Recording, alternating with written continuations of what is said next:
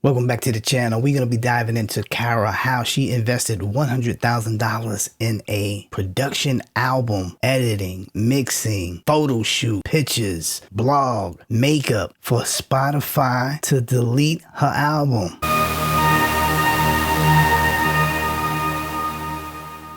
We're going to be diving into how KARRA invested $100,000 in a whole album project only to get deleted on Spotify for bots.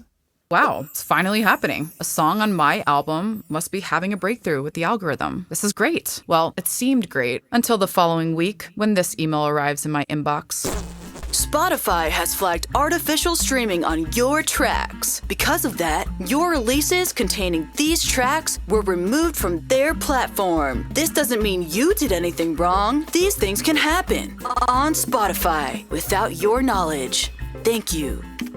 So the song that was just starting to get all those streams was actually flagged for artificial streams, like bots or AI or one of those weird things that scammers do. I wouldn't know because I never signed up for anything like that.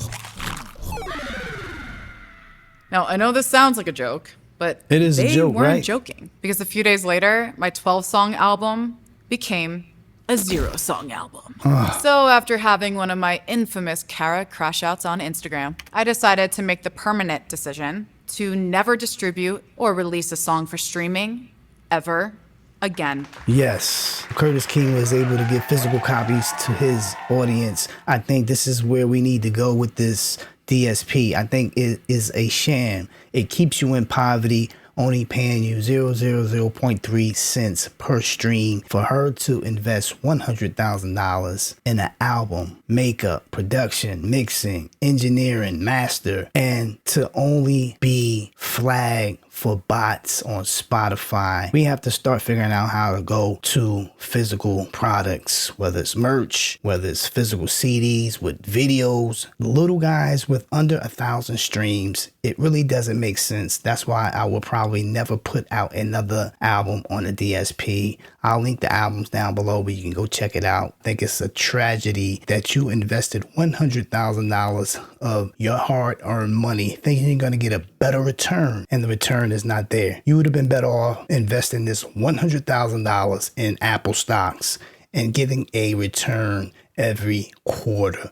Let me know what you think about this investment. I did not buy any artificial streams or send bots to my profile to run up my numbers, which begs the question, who did? Quite frankly, none of my haters are smart enough to launch a successful cyber attack of this magnitude. So I don't believe that this was done by some person who has a grudge against me. What I do know is that thousands of other artists are experiencing the same exact thing.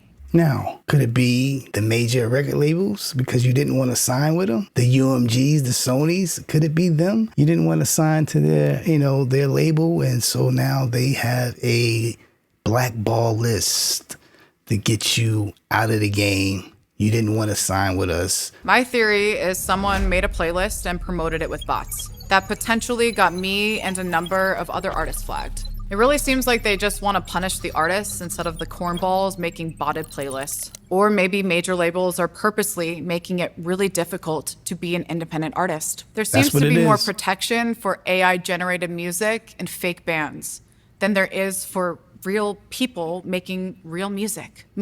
So the AI bots on the streaming platforms are making hundreds of thousands of dollars. Typing in prompts, putting up a fake picture, and they're able to collect hundreds of thousands of streams and get paid. When you have somebody physically putting out an album and they flagged it as a bot.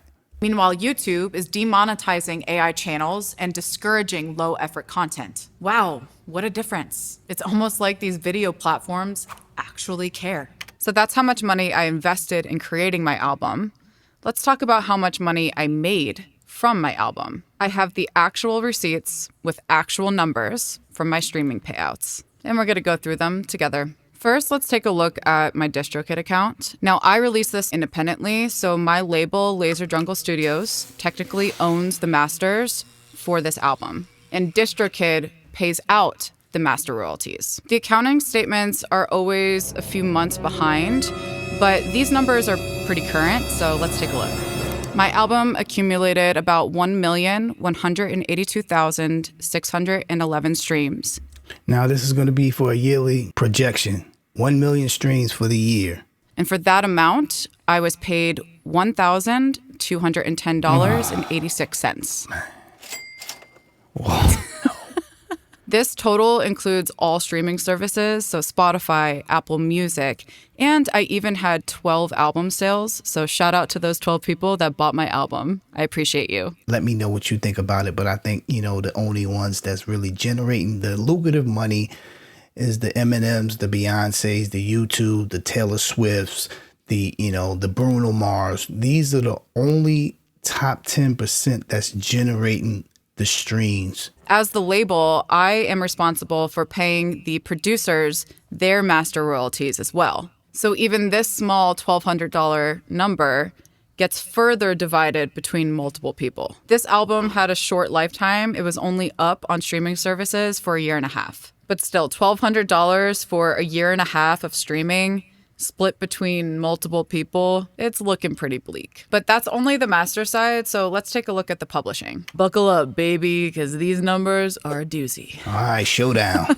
Let's go. As you can see in my chart, Work has a couple more statements available because of the fact that this song actually got synced on a very popular TV show, and it was released a couple months before the actual album. So one of the songs was already generating some income before the entire album got released. BMI does quarterly accounting, so I have a total of 8 quarters accounted for. Work generated the most money in this total because of that sync. But still, it's a whopping $338.97. And then when you add up the entirety of the performance royalties that I collected in my BMI statements, you have a grand total of $347.56. Oh my goodness. There are multiple songs on here that didn't even crack $1. For example, my song Big Butt generated a riveting total of 69 cents. I thought my butt was worth more than that. That is But apparently crazy. not on BMI. But hey, I guess it's better than the 5 cents that my song New generated. You would be better off investing $100,000, $40,000 into stocks, bonds, and getting a steady quarterly return on your investment. Music, like, Master P said, no money in music, period. Physical copies is the way to go. Let me know what you think about this whole $100,000 investment. Would you ever invest in yourself this type of money in music? Let me know below. Make sure you consider liking the video and subscribing. I'll leave her video down below. We can go into it more details on how the investment was just a bust. Peace.